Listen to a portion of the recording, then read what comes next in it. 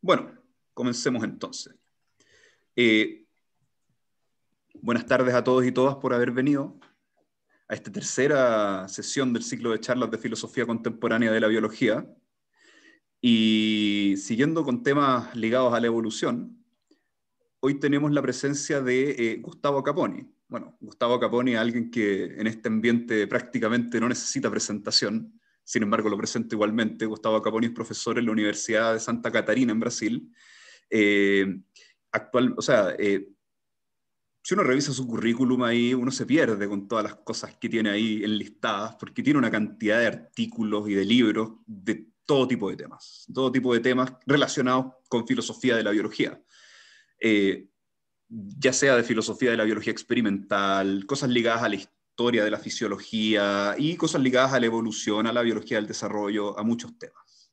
Y hoy él nos va a hablar sobre adaptación en un contexto que tiene que ver también con herencia y otras cosas. O sea, Gustavo, dentro de todas las cosas que ha hecho, se ha dedicado también a este tema.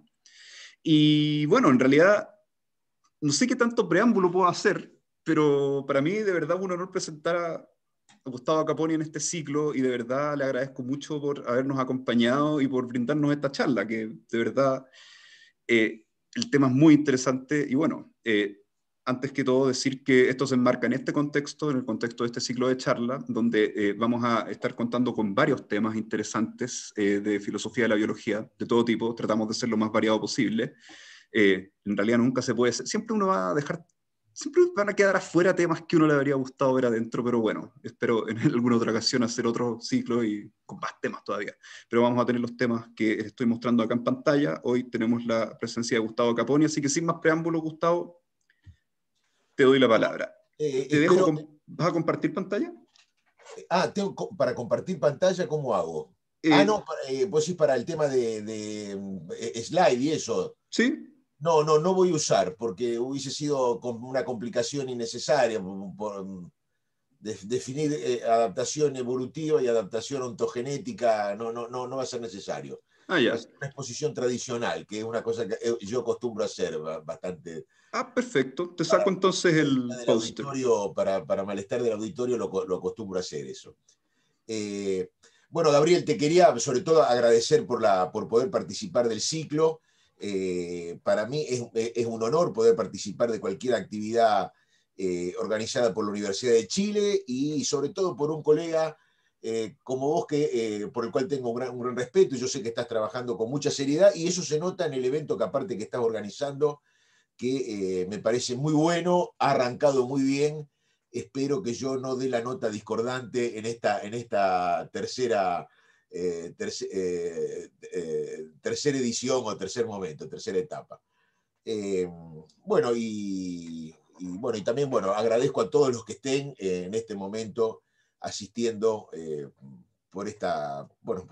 este recurso que bueno, ha nacido se ha empezado a usar y generalizado como una respuesta a la pandemia, pero creo que va a quedarse porque nos permite intercambios con una facilidad que antes no habíamos sabido aprovechar, me parece.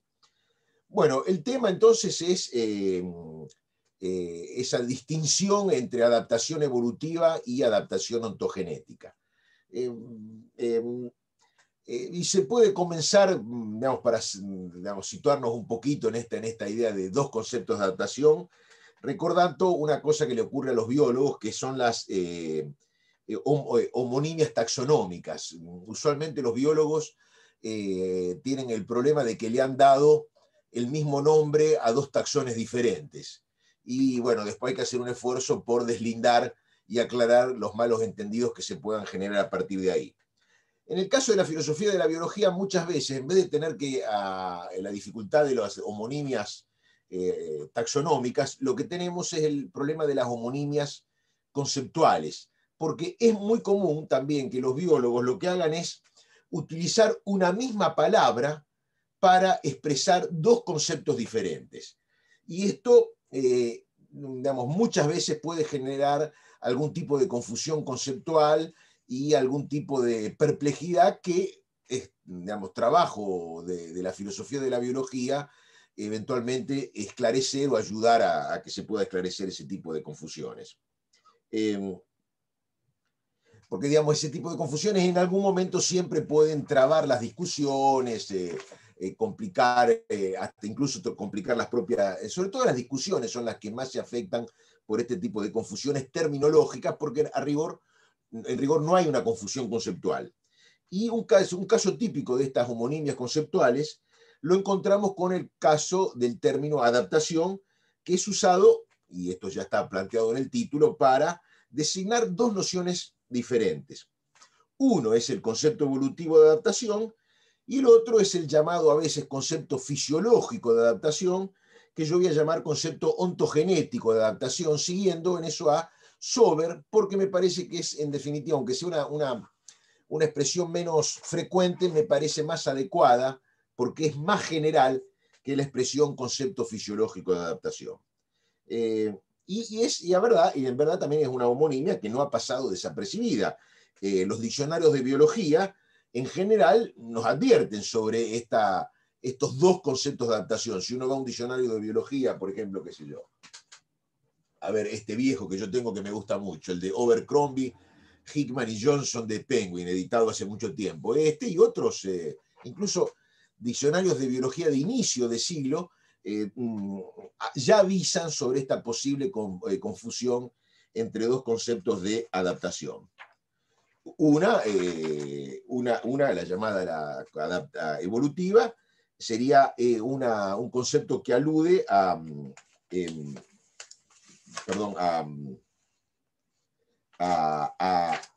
estados de caracteres propios de un determinado linaje que evolucionaron por selección natural, es decir, el concepto evolutivo.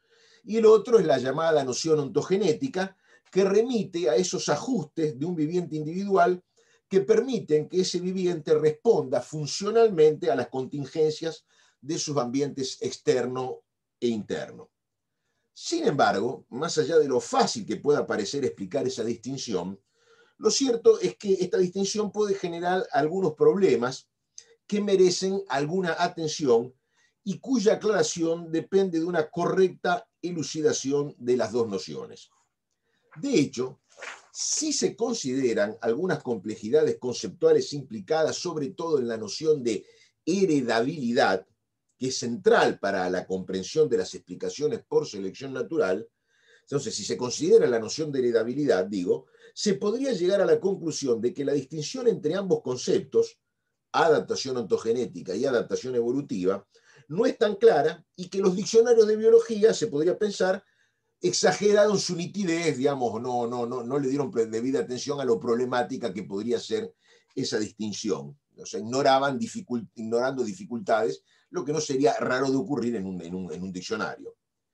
Yo entiendo, sin embargo, que pese al hecho de que efectivamente existan algunas dificultades conceptuales que han sido ignoradas en las presentaciones usuales de la distinción entre adaptación evolutiva y adaptación ontogenética, pese a eso, digo, la distinción puede y debe, sobre todo, ser preservada, ganando incluso claridad con la superación de esas dificultades o pequeñas dificultades conceptuales.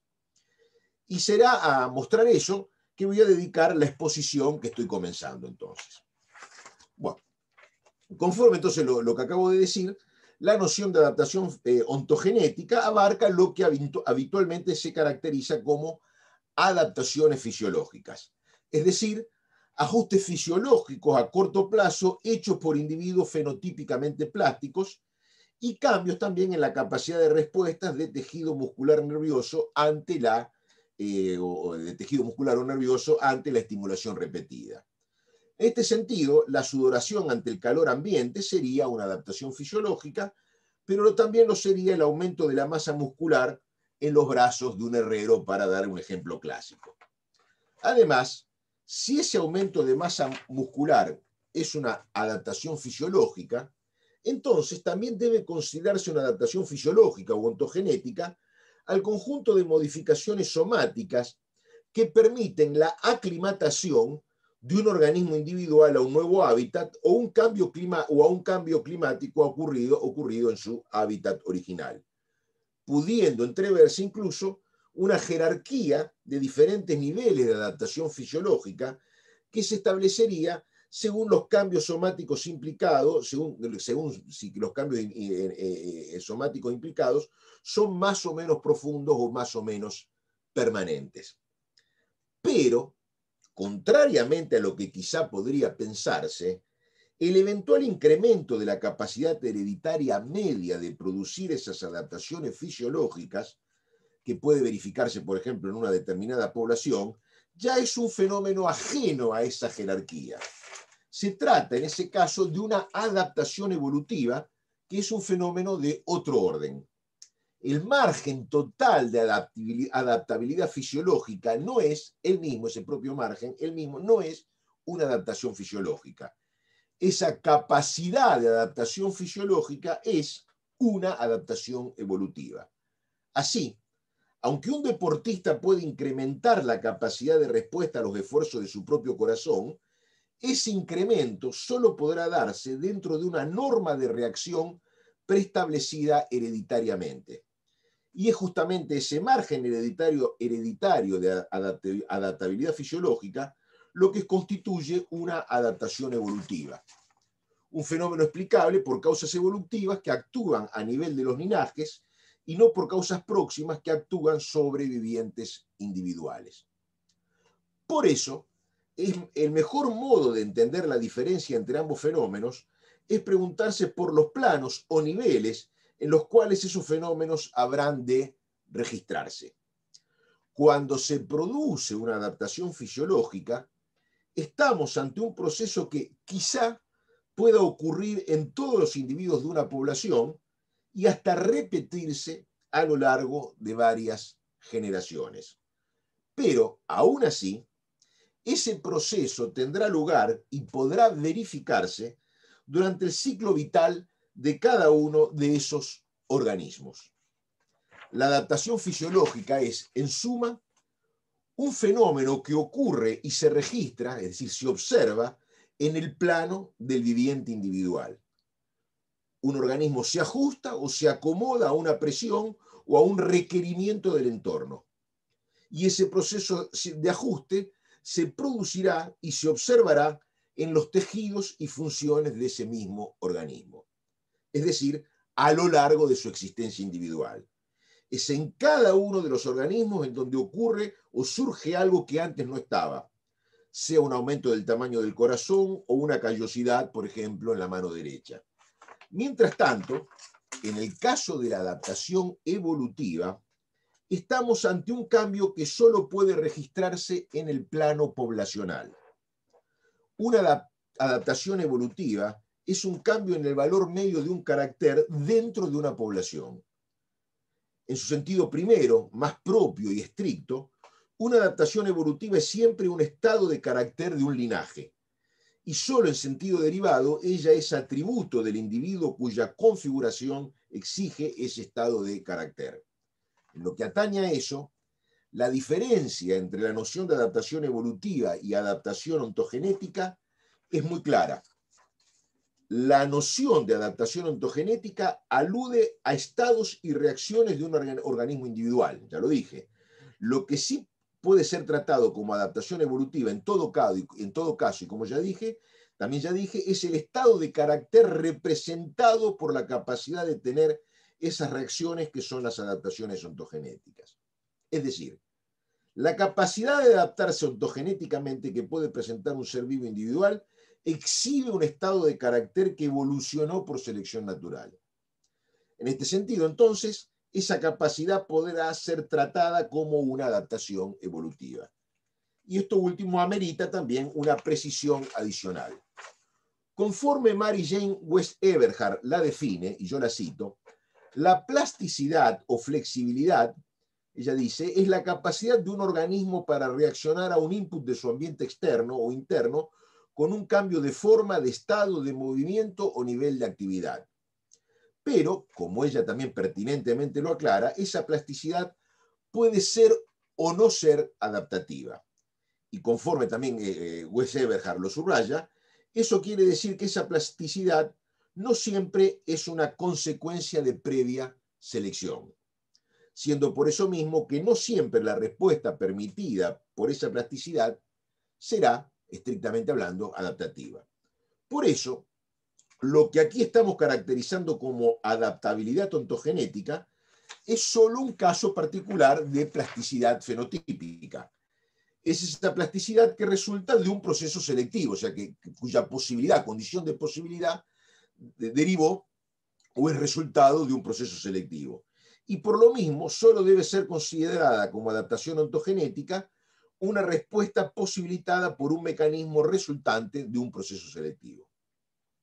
El concepto de adaptación evolutiva, podemos entonces decir, es teóricamente más fundamental que el concepto de adaptación ontogenética. Eso en una perspectiva darwinista. Por ejemplo, si ustedes se situasen en la perspectiva de Herbert Spencer, que claro, fue una vía muerta en la biología evolutiva o algo, digamos, una vía muerta en el pensamiento biológico, ahí la relación sería inversa. Uno podría decir que en Spencer el concepto de adaptación, de lo que nosotros llamamos adaptación ontogenética, sería más importante que el de adaptación evolutiva, pero no sería en la biología como es ella hoy. Pero así como hay que decir que el concepto de adaptación ontogenética supone al concepto de adaptación evolutiva, también hay que decir que el concepto de adaptación evolutiva supone una referencia a la selección natural que a su vez conlleva una relación inevitable con el concepto de heredabilidad. Y ahí van a empezar de a poquito a plantearse algunos problemas. La selección natural, como todos sabemos, debe operar sobre variaciones heredables.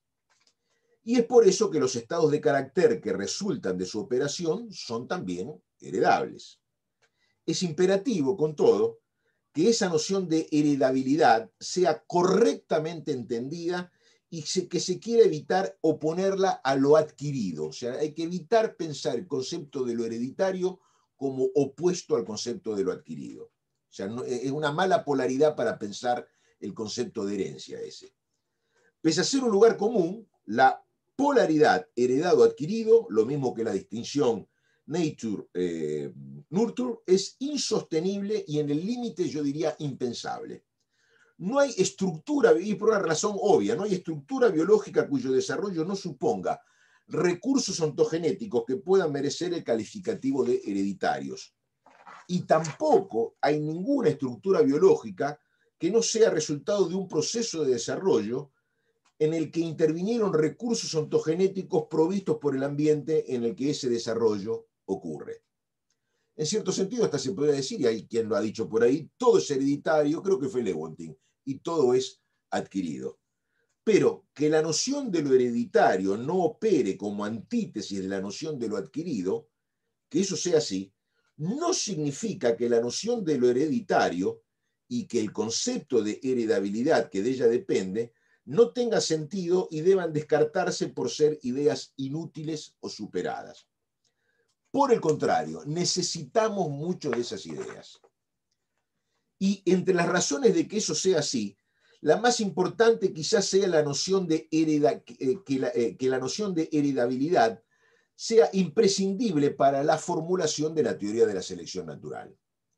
Por eso, sin negar que la idea de herencia pueda albergar, contener mucho más que la mera transmisión de secuencias de ácidos nucleicos, sin negar eso, porque no me toca a mí desde la filosofía de la biología negar eso, debemos tratar la idea de herencia con algún cuidado. O sea, no me toca a mí ni negar ni afirmar eso, es un problema científico. Debemos evitar sobre todo esa inflación descontrolada de la noción de herencia que están promoviendo aquellos que patrocinan lo que se dan a llamar síntesis extendida. En este sentido, las restricciones que Francesca Merlán ha propuesto en lo que atañe a esa ampliación son definitivamente muy pertinentes y necesarias.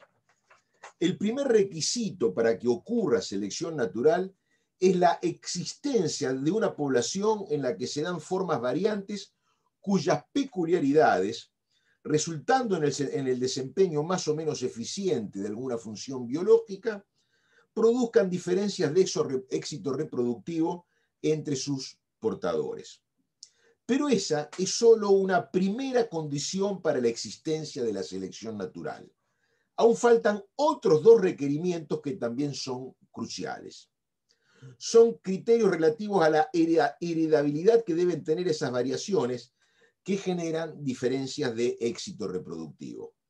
Uno de esos requerimientos tiene que ver con la transmisibilidad transgeneracional de las variaciones ahí implicadas. Y el otro criterio está relacionado con lo que suele describirse como la verticalidad de la transmisión. Una verticalidad que está asociada al vínculo progenitor-progenie. Es decir, para que una variación sea seleccionable, no alcanza con su transmisión y acumulación transgeneracional. También es necesario que esa transmisión sea vertical. Es necesario que esa transmisión de recursos ontogenéticos vaya únicamente de los individuos que se reproducen a los individuos que resultan de esa reproducción. Y esto abarca quizá mucho más que ácidos nucleicos, pero excluye cualquier recurso ontogenético cuya transmisión sea independiente del proceso reproductivo. Esto es clave para entender los procesos selectivos. Si una característica ventajosa no solo se transmite a la propia prole, sino que también se transmite a la prole de los demás miembros de la población, si ocurre eso, lo que pasará es que esa característica no va a otorgar ventajas selectivas a sus portadores. Esas ventajas no existirán porque el resto de la población, o por lo menos una parte de ella, también presentará esas características. Y no creo que se gane mucho introduciendo una partición entre dos tipos de transmisión transgeneracional de recursos ontogenéticos. Una que sería la herencia vertical, resultante en posibles ventajas selectivas, y otra que sería una herencia diferente, que no siendo vertical tampoco acarrearía ventajas selectivas. Lo que aquí estamos haciendo, lo que ahí estaríamos haciendo, si optamos por esa idea de dos formas de herencia, no sería más que inventar términos nuevos para expresar conceptos ya conocidos y para los cuales ya teníamos designaciones bien establecidas. O sea, en vez de inventar conceptos, estaríamos inventando terminología, lo que no trae ninguna ventaja. Por el contrario, en virtud de esa asociación entre la noción, en vez de pensar por ahí, yo creo que hay que recordar que en virtud de esa asociación entre la noción de herencia y la noción de reproducción, que cito otra vez a Francesca Merlin, que es la que subraya este vínculo, se puede delimitar esa noción de variación heredable que es crucial para la selección natural. Y lo primero a ser dicho a ese respecto es que la noción de variación en general es semejante a la noción de estado de carácter. O sea, les propongo hacer una cierta aproximación entre la noción de variación, las variaciones sobre las que actúa la selección natural, y la noción de estado de carácter. Son nociones próximas y en definitiva quizás sean la misma. Ambas por lo menos operan polarmente, es decir, haciendo referencia ante una alternativa entre dos estados posibles. Un estado de carácter solo se registra en la polaridad derivado primitivo y siempre es derivado o primitivo por referencia a otro estado de carácter. Una variación, por su parte, se define siempre por referencia a una alternativa. Una variación es un estado de carácter del cual existe una variante alternativa en la población analizada. Piensen, por ejemplo, variante melánica, variante clara en Viston betularia, para ir al ejemplo clásico. Y en la medida en que esa diferencia entre dos posibles estados de carácter que se da en una población dependa de recursos o factores ontogenéticos de transmisión hereditaria, es decir, de transmisión necesariamente acoplada a la reproducción, en la medida en que la variación en cuestión entonces presente esa condición, diremos que ella es una variación heredable y por eso mismo seleccionable. Insisto, sin embargo, en el hecho de que aquí no se trata de distinguir entre caracteres heredados o hereditarios y caracteres adquiridos. Se trata de considerar estados alternativos de un carácter y determinar, y la cosa es un poquito más complicada, si la diferencia entre ellos se debe, entre otras cosas, a recursos ontogenéticos de transmisión hereditaria, es decir, vertical. Si eso es así, si esa diferencia supone diferencias en lo que se refiere a ese tipo de recursos ontogenéticos, aunque ciertamente también suponga siempre recursos no verticalmente transmisibles, entonces, en ese caso, diremos que se trata de variaciones heredables y, por eso, seleccionables. Si la diferencia de longitud en el largo del cuello que se da en una población de jirafas depende, aunque sea parcialmente, de una norma de reacción genéticamente delimitada, ahí estamos ante variaciones heredables y por eso seleccionables. En cambio, si en una misma población de Homo sapiens hay individuos cuya lengua materna es el catalán y hay también otros individuos cuya lengua materna es el castellano, eso no constituye una oferta de variaciones heredables y seleccionables. No hay ahí variaciones seleccionables porque no existe ningún recurso ontogenético realmente hereditario que haga que alguien sea más propenso a hablar uno de esos dos idiomas. La capacidad de hablar sí depende, ella en cambio, en parte, de recursos ontogenéticos de transmisión hereditaria. La capacidad de hablar, pero que lo que se hable sea catalán o castellano, no. Eso no, que la lengua materna sea una u otra, no depende de ningún recurso así transmitido. Por eso, en lugar de hablar de caracteres o de características hereditarias, debemos hablar de caracteres o características cuya variancia pueda ser más o menos heredable, pudiendo ocurrir incluso que esa heredabilidad sea nula.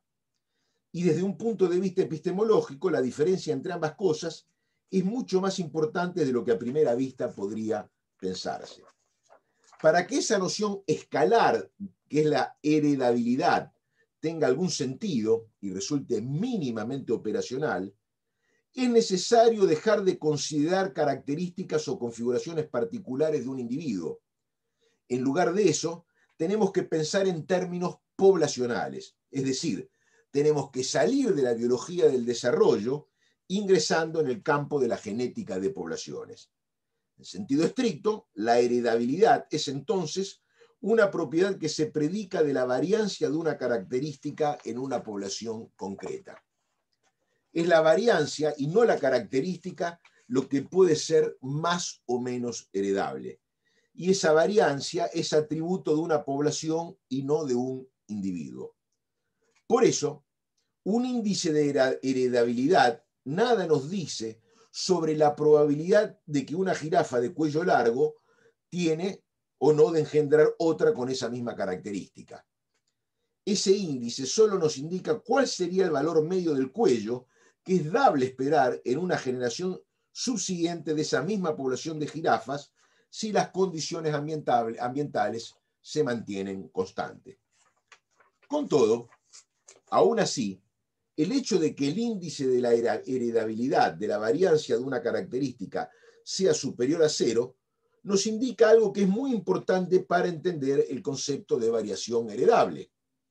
Si en una población la heredabilidad de la variancia de una característica es superior a cero, entonces una parte de las variaciones individuales que resultan en esa variancia debe depender de recursos ontogenéticos hereditarios, si no eso no podría ocurrir. Es decir, para que haya variancia debe haber variaciones y para que una parte de esa variancia sea heredable en sentido poblacional, es necesario que una parte de esa variancia derive de variaciones que, en alguna medida, dependan de recursos ontogenéticos cuya transmisión esté indisolublemente acoplada al vínculo reproductivo que se da entre progenitor y progenie. Y ahí ya está implícito el concepto de variación heredable que requieren las explicaciones por selección natural. Para que en una población puedan ocurrir presiones selectivas sobre un estado de carácter, la variancia de ese estado de carácter debe tener algún grado mínimo de heredabilidad. Y eso significa que una parte de las variaciones que determinan esa variancia obedece a recursos ontogenéticos hereditarios. Esto es algo cuya importancia no se visualiza si se dice, como Mary Jane Weiss Eberhard dice, de hecho lo hace y creo que se equivoca, que la selección natural solo depende de existencia de variación fenotípica. Es una forma infeliz de expresarse. En realidad, la selección natural solo puede operar sobre la variación fenotípica en la medida en que esa variación dependa, en algún grado, de recursos ontogenéticos de transmisión hereditaria, es decir, vertical. Satisfecho ese requisito, no hay por qué negar, a priori, por otra parte, que la selección natural puede ocurrir sobre variantes que, conforme se viene proponiendo en los últimos años, no dependan de variaciones genéticas, sino solo de variaciones calificables como epigenéticas.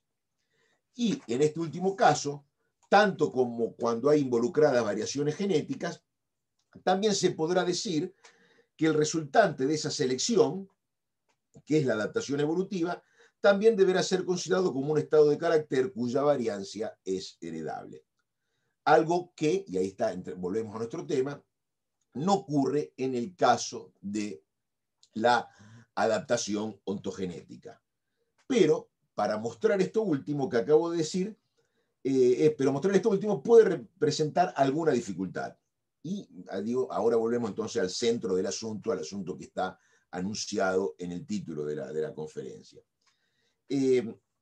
Esa diferencia crucial que estoy señalando entre las dos nociones de adaptación puede verse opacada por el reconocimiento necesario, inevitable, de que no existe estructura biológica cuyo desarrollo no suponga tanto recursos ontogenéticos que pueden merecer el calificativo de hereditarios como los que no, como también de otros que no merecen ese calificativo. Y también podemos decir lo mismo en cualquier reacción de un viviente individual a las contingencias del entorno, las que serían las reacciones que llamamos adaptaciones ontogenéticas. Esas reacciones suponen capacidades cuyo desarrollo no sería explicable sin la mediación de recursos ontogenéticos hereditarios, sin una base hereditaria que permita eso. Pero si no perdemos de vista de qué proceso hablamos cuando nos referimos a adaptaciones ontogenéticas, si tenemos eso bien en cuenta, comprenderemos que la variancia que resulta de esas variaciones y acomodaciones nunca podrá ser caracterizada como heredable.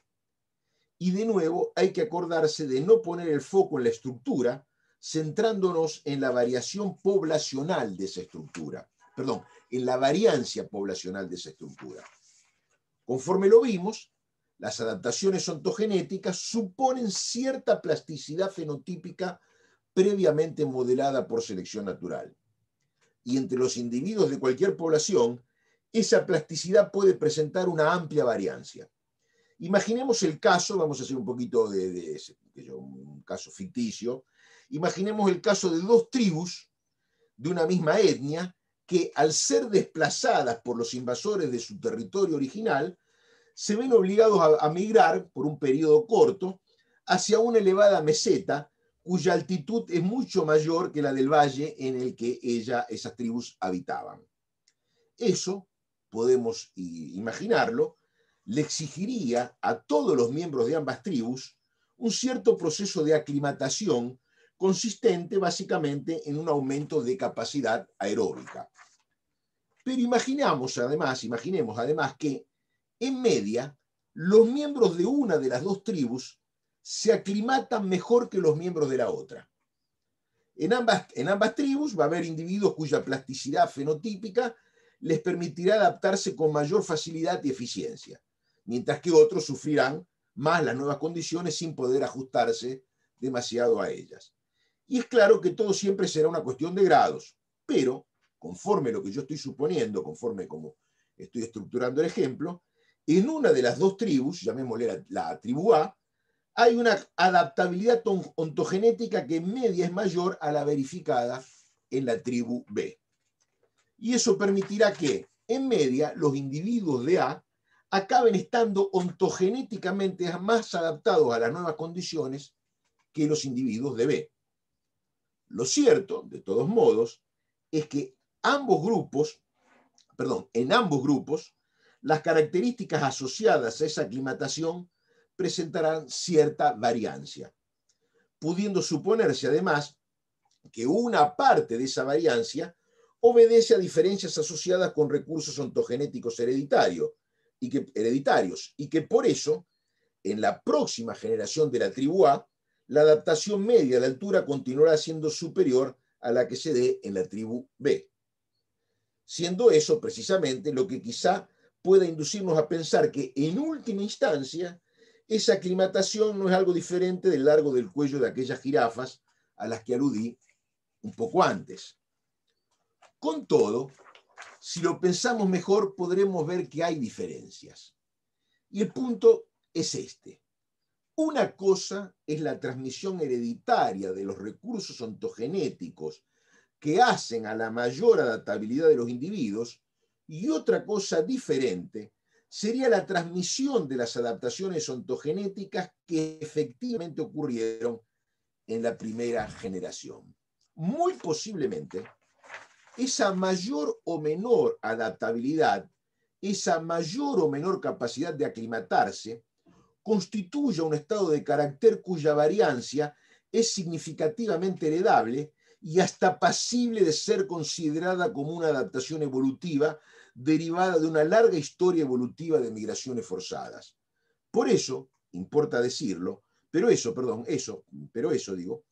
importa decirlo, no se transfiere a las propias modificaciones resultantes del proceso de aclimatación. Por tal motivo, si esas tribus pudiesen retornar rápidamente a su territorio original, y la generación siguiente a la que padeció la migración forzada ya es concebida, parida y criada después del retorno, entonces, en ese caso, las adaptaciones ontogenéticas derivadas de la vida en las alturas no ocurrirán en ninguno de los individuos. Así, aunque los progenitores que retornan solo sean los que consiguieron adaptarse con algún grado de éxito a las regiones de altura, porque los otros, supongamos, murieron allí sin poder volver al terruño, una historia terrible, aunque eso sea así, aunque la historia sea así de trágica, los cambios morfológicos y funcionales que esos individuos desarrollaron, los que vuelven desarrollaron durante su destierro, no se harán presentes en la progenie.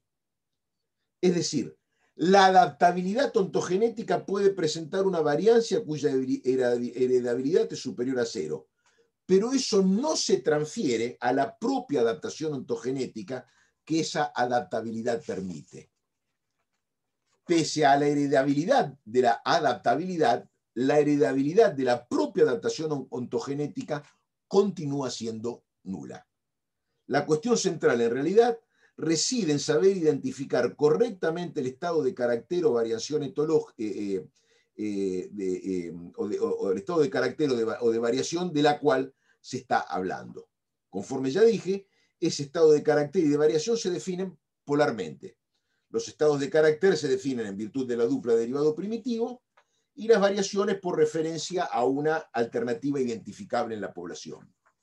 Y en la medida en que la ontogenia de esa diferencia entre dos posibilidades dependa siempre parcialmente de recursos o factores ontogenéticos de transmisión hereditaria, diremos que estamos ante un estado de carácter o una variación cuya heredabilidad permite considerarla sea como blanco de procesos selectivos, sea como resultado de esos procesos selectivos. En cambio, cuando la variancia en cuestión no dependa de esos recursos hereditarios, diremos que estamos ante adaptaciones ontogenéticas. Se trata de una contraposición nítida y en nada arbitraria que no se presupone nada parecido a la distinción nature-nurture, ni tampoco nada parecido a la distinción entre caracteres hereditarios y caracteres adquiridos. Y estamos asumiendo que el desarrollo de la adaptación evolutiva supone recursos ontogenéticos no hereditarios y que la adaptación ontogenética no deja de suponer una adaptabilidad hereditaria. Pero aún suponiendo todo eso, continuamos manteniendo la distinción entre las dos nociones. Sin embargo, se podría discutir otra dificultad posible. Una dificultad diferente a la que hemos considerado hasta ahora, y es la que parecen poder plantear los supuestos efectos lamarckianos, comillas ahí, que estarían involucrados en la posible transmisión transgeneracional de modificaciones adquiridas, ventajosas o funcionales, o que tendría lugar por la mediación de la ya referida herencia epigenética. Más allá de lo que pueda discutirse sobre la estabilidad transgeneracional de esas modificaciones, más allá de eso, cabe pensar en la posibilidad de que una modificación ventajosa, pasible de ser descrita como adaptación ontogenética, se transmita, supongamos, epigenéticamente a la descendencia. Y ahí podríamos llegar a tener un caso en donde una adaptación evolutiva surge, o algo que podríamos llamar adaptación evolutiva surge, no ya por la mediación de la selección natural, sino por la preservación y transmisión hereditaria de una adaptación ontogenética. Volveríamos a, en realidad no volveríamos tanto a Lamarck, sino que volveríamos a Spencer, aunque el personaje es menos simpático. Tal el caso de lo que ocurre en cierta medida con la transmisión transgeneracional de la inmunidad, que es un fenómeno conocido desde fines del siglo XIX. Ahí un fenotipo inmunológico modificado se transmite a la descendencia, no solo sin que medien cambios en la secuencia de genes, sino que además eso ocurre de modo directo sin la mediación de un proceso selectivo. Tenemos ahí un individuo ahí que desarrolla inmunidad en contra de un agente infeccioso, una inmunidad frente a un agente infeccioso, y eso sería un claro ejemplo de adaptación ontogenética. Pero a continuación, por vías que pueden ser muy diferentes, esa inmunidad se transmite directamente a la descendencia. Ahí, como ocurre, por ejemplo, en el caso de mujeres embarazadas que adquieren inmunidad contra el COVID y la transmiten, hay posibilidad de transmitirla digamos, al hijo. Ahí la adaptación ontogenética parece tener al bebé. Ahí la adaptación ontogenética parece tener prioridad causal sobre la adaptación evolutiva, que es otra vez la idea de Spencer. El tema, sin embargo, tiene algunas dificultades a ser señaladas. Primero está la cuestión de la transmisibilidad y la durabilidad transgeneracional de esa marca de inmunidad. Como ocurre con todo lo que cabe dentro de la rúbrica herencia epigenética, la perdurabilidad transgeneracional de la transmisión hereditaria de la inmunidad es muy variable y no está claro de qué factores eso depende. Por otra parte, también es importante señalar que esa transmisión hereditaria de la inmunidad, aunque no sea infrecuente, dista mucho de ser la regla. Esa transmisión transgeneracional de la inmunidad no se da del mismo modo en todos los grupos taxonómicos y tampoco ocurre en el caso de todos los agentes infecciosos. Parece más bien que esa transmisibilidad depende de mecanismos seleccionados. Eso quiere decir que ella es en sí misma una adaptación evolutiva asociada a ciertos escenarios ecológicos. Y también hay que considerar que las marcas que las reacciones inmunitarias de los progenitores dejan en su progenie no siempre son benéficas o funcionales. Como ocurre con la mayor parte de las modificaciones sujetas a la transmisión hereditaria epigenética, hay casos en que las reacciones del sistema inmunitario de los progenitores producen efectos patológicos en la prole.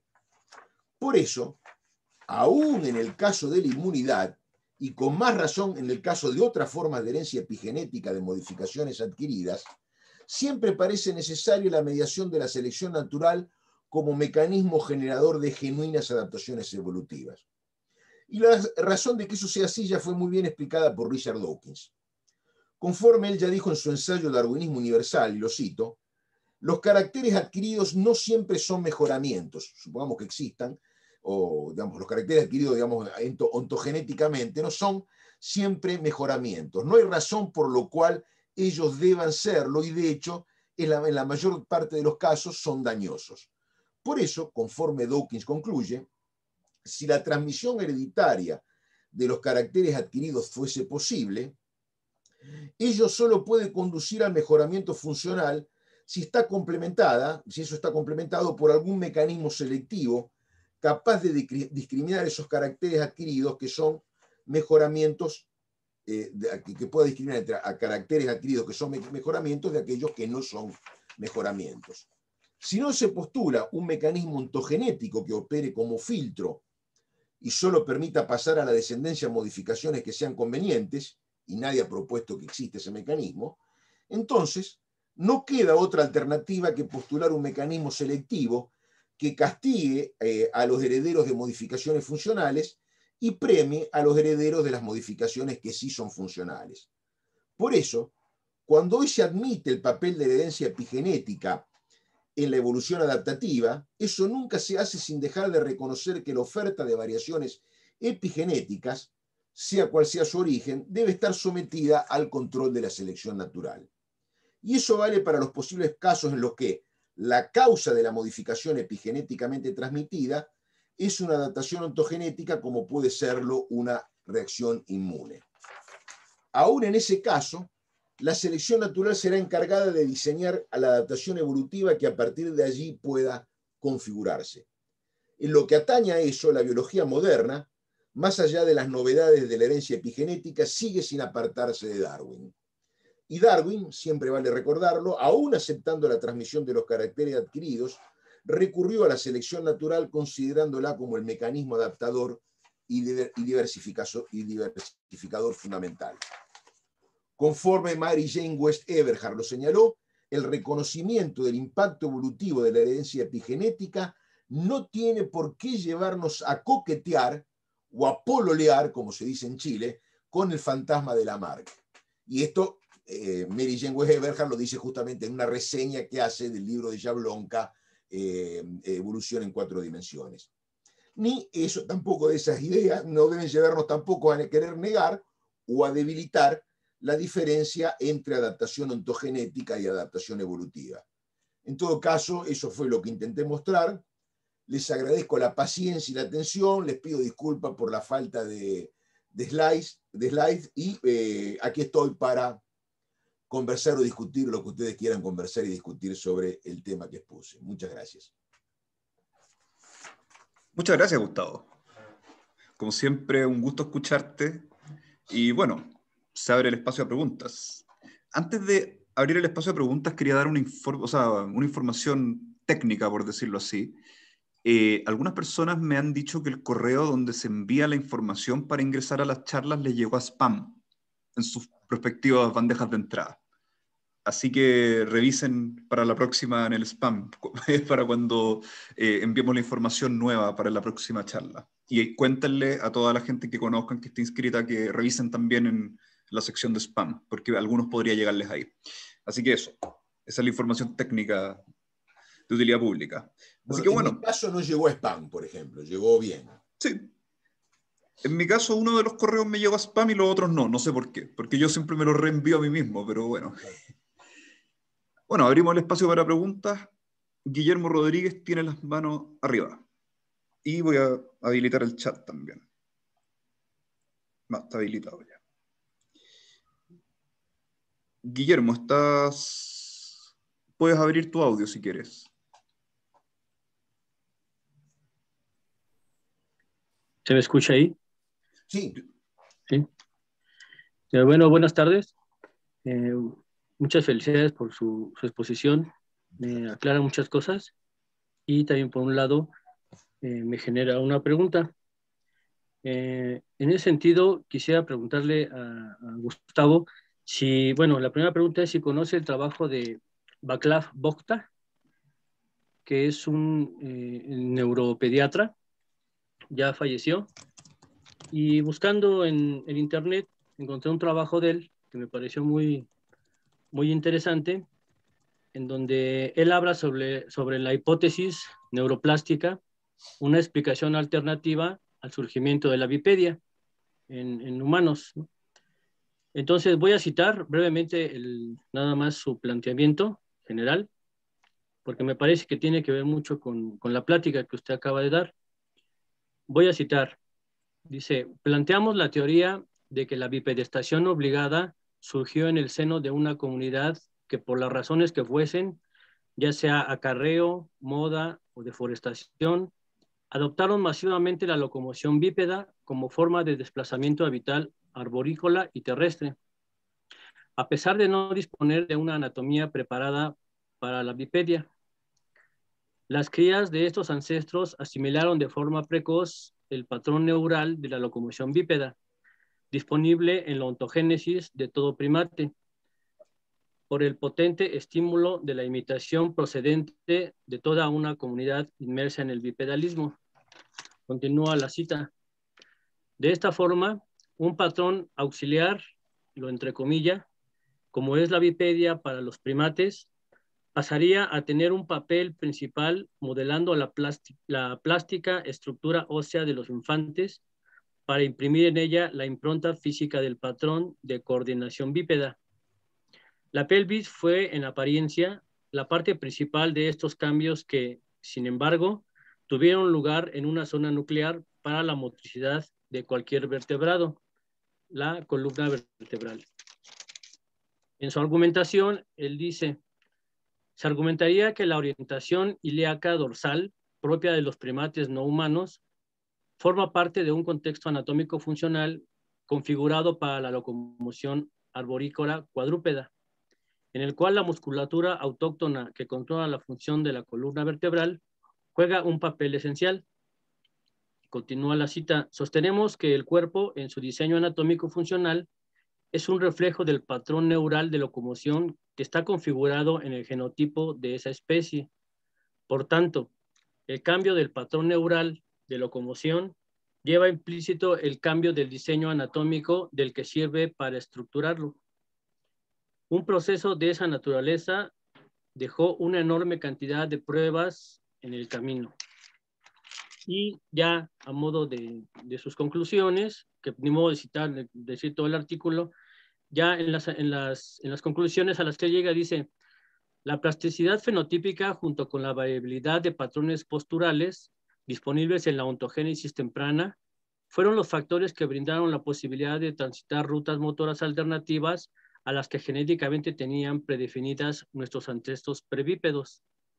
En ello, el potente estímulo de la imitación del comportamiento bípedo por parte de unas crías inmersas en bipedismo supuso el catalizador para la transformación de la costumbre en norma y la norma en biología. Un proceso neuroplástico que dejó sus huellas indelebles íntimamente vinculadas en el genotipo del patrón neural que las provocó. Zonas que como notarios, bien entre comillas, de la evolución guardaron memoria de los procesos neuroanatómicos sucedidos. Entonces, derivado de eso, mi pregunta es la siguiente: ¿sería esta hipótesis factible para explicar de manera plausible la presencia de la locomoción bípeda en nuestros ancestros y en nuestra especie? Y eso sería la pregunta. Gracias. Yo siempre intento evitar, como profesor de biología, de filosofía que soy, entrar en cuestiones empíricas sobre cuál sería el conjunto de evidencias que este autor tiene para sostener lo que él dice. Ahora, por lo que yo puedo entender de la exposición que vos diste, que es muy clara, yo diría que el razonamiento en términos de lo que conceptualmente de estructura de la teoría evolutiva clásica, incluso darwiniana, es totalmente correcto, digamos, no tiene, en lo que respecta a la estructura conceptual, a la forma en que utiliza los recursos de la teoría evolutiva clásica, me parece totalmente correcto. Incluso ahí no hay ningún tipo de confusión entre adaptación evolutiva y adaptación ontogenética, me parece. Lo que simplemente hay un énfasis que a mí me parece correcto, pero ahí yo empiezo a entrar en terreno en el cual no quiero discutir, es un énfasis que a mí me parece correcto en la plasticidad de Homo sapiens o de los ancestros de Homo sapiens en todos los procesos evolutivos por los que participó Homo sapiens. Es más, la estructura que tiene es interesante porque es una estructura de razonamiento que tiene que ver con lo que a veces en la literatura se llama efecto Baldwin o selección orgánica, aunque yo creo, a veces los profesores de filosofía somos también medios hinchapelotas, hablando mal y pronto con las discriminaciones conceptuales, pero que yo creo que no es en realidad el efecto Baldwin o la selección orgánica tal cual Baldwin y Cohn y Lloyd Morgan lo pensaron a principios de siglo, sino que más vale una forma en que evolucionó positivamente esa idea, por ejemplo, a partir de Huxley y de otros autores, donde la plasticidad fenotípica, por ejemplo, la plasticidad comportamental, permite que se instalen ciertos comportamientos por ser ventajosos, y la instalación y el aprendizaje de esos comportamientos y su transmisión por vías no de la herencia, sino por vía de la imitación, del entrenamiento, del hábito, generan presiones selectivas, digamos, un cambio de nicho ecológico que genera presiones selectivas que retrotraen, sí, sobre lo que llamaríamos clásicamente el aspecto genético y que este hombre llama el aspecto biológico. O sea, hay una plasticidad fenotípica que permite una invención comportamental, la invención comportamental se estabiliza y eso retrotrae como presión selectiva, premiando ¿qué? Premiando cualquier modificación morfológica, muscular, que mínimamente sea más compatible con esa invención comportamental que se debió a pura plasticidad fenotípica.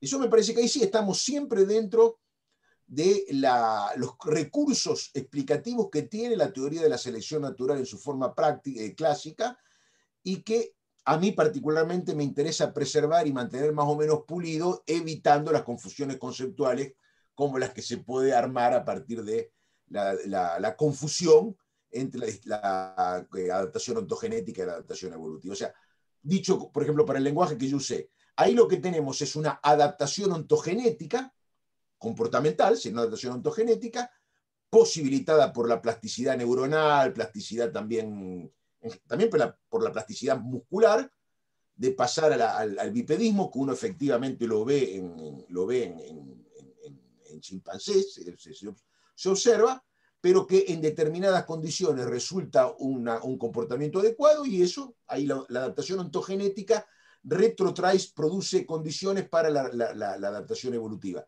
Ahora, todo está muy bien. Ahora, incluso yo no es que yo le quise quitar importancia evolutiva a la adaptación ontogenética, solo que para que podamos pensar todo esto, necesitamos tener los dos conceptos separados.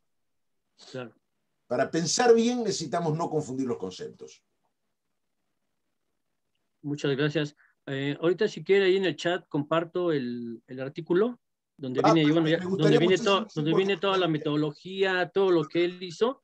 Lo agradezco, me parece muy interesante el trabajo que hizo, y lo quiero compartir con todos, porque yo no lo había, yo tiene poco que lo descubrí a esta persona, incluso ya falleció, en su biografía dice que ya falleció, y me parece muy interesante el planteamiento que hace. Entonces ahorita en un momento comparto ahí en el chat para que todos lo puedan acceder a él, y sí, ya me dio más luz su respuesta, y le agradezco, y en un momento más ahí comparto el... A mí me interesaría mucho ese trabajo, sí, te agradezco mucho, Guillermo. Claro que sí, no, gracias a ustedes, felicidades. Bueno, después de eso había una pregunta en el chat, que la leo, es de Felipe Garzón, que dice: buenas tardes, no me queda claro por qué los caracteres transmitidos horizontalmente no pueden ser seleccionados. Se me viene a la mente el caso de la transmisión horizontal de plásmidos en bacterias que confieren ventajas de eficacia biológica frente a presiones selectivas de antibióticos. Esa es la pregunta que hace. Claro, pero ahí lo que pasa es que hay como uno lo piensa, esa es la llamada transmisión horizontal de material hereditario. Subrayo incluso que en la literatura especializada, en la literatura científica, en los papers, aparece siempre la expresión transmisión de material genético horizontal. Nunca aparece la idea de herencia horizontal, porque yo creo que, digamos, la idea de horizontalidad en la herencia es un poquito difícil parece que son dos nociones que no se llevan bien. Ahora, ¿cómo uno lo piensa eso? Bueno, hay una transmisión de un recurso hereditario por una vía que, digamos, que pasa a un linaje en el cual antes ese recurso no estaba, que en ese linaje aparece como puede aparecer cualquier variación hereditaria, y que una vez que aparece es premiado por selección natural, eventualmente en función de una modificación que pueda traer. O sea, para que la selección, o sea, ahí, digamos, y para que, digamos, eso pueda tener alguna ventaja selectiva, digamos, el receptor de ese recurso hereditario lo tiene que transmitir, digamos, lo tiene que transmitir a su descendencia, digamos, de una bacteria, a las bacterias que surgen de esa bacteria que lo recibió, preferentemente, por lo menos, para que esas bacterias descendientes tengan alguna ventaja. Si no, la ventaja se va a diluir, y eso no va a ser selección natural. O sea, no, o sea, otra vez, incluso para uno entender los efectos evolutivos de la transmisión lateral de información genética, también tiene que mantener la distinción entre la transmisión lateral y lo que uno podría llamar también, lo que uno debe llamar herencia propiamente dicha, ¿no? Perfecto. Muchas gracias por la respuesta. A ver, la próxima en la lista es Talía Rosas. Talía, ¿cómo estás? Creo que puedes prender el audio, deberías poder. Sí.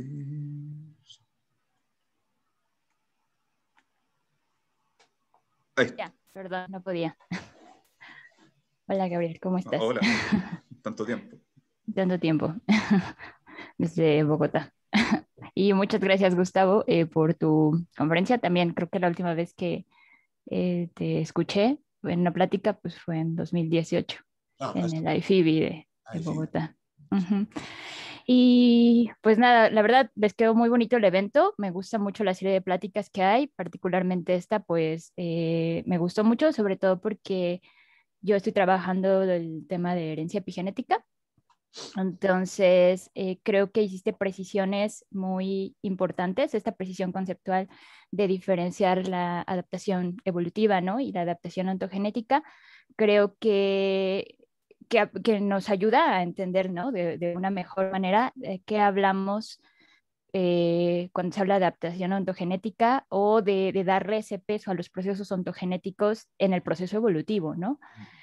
Y nada, bueno, por eso me gustó muchísimo, la verdad. Muchas felicidades. Y yo quería preguntar algo que vi, pues creo o entendí yo que parte de tu posición es que no se puede hacer una equivalencia o no, supongo, no es para ti como correcto, relacionar esta adaptación ontogenética con lo que sería una adaptación lamarckiana en los términos como actuales o neolamarckiana. Y me gustaría preguntar un poco, o sea, que si pudieras como tratar un poco ese punto más a fondo, pensando justamente en que, por ejemplo, Jablonka, que es de las que trabaja el concepto de herencia epigenética en un sentido mucho más amplio, no nada más como prender y apagar genes, sino que realmente la epigenética, por ejemplo, la ve como un, no podría decir un resultado, pero que está acotada a los procesos del desarrollo, a los procesos ontogenéticos. Si no se entiende cómo ocurren estos procesos ontogenéticos, es muy difícil entender la epigenética, ¿no? La epigenética en el sentido amplio. Y ella, pues muchas veces habla de este tipo de neolamarquismo, pensando yo creo en que la palabra carácter adquirido ha cambiado en el tiempo, no es la misma que se usaba en el 17 y en el 18, y muchas veces, o sea, carácter adquirido está sujeto o se entiende como con procesos más de plasticidad o no sé, a lo mejor porque justo hacen falta estas precisiones conceptuales. Pero bueno, por ahí va mi pregunta. Gracias. Muchas gracias, Talia. Me permite retomar algunas de las ideas que desarrollé. Sobre la idea de lamarquismo y neolamarquismo, yo la recuerdo a Mary Jane West Eberhard, que es justamente una persona que ha trabajado, bueno, es una bióloga fantástica y una teórica de la biología fantástica, digamos, gran parte de la distinción entre adaptación ontogenética y evolutiva que yo planteé se la robé a Mary Jane West Eberhard, y ella asciende, y aparte tiene el gran libro sobre plasticidad fenotípica, ella, digamos, la critica a Jablonka justamente por esto de, como yo dije, pololear con el fantasma de Lamarck.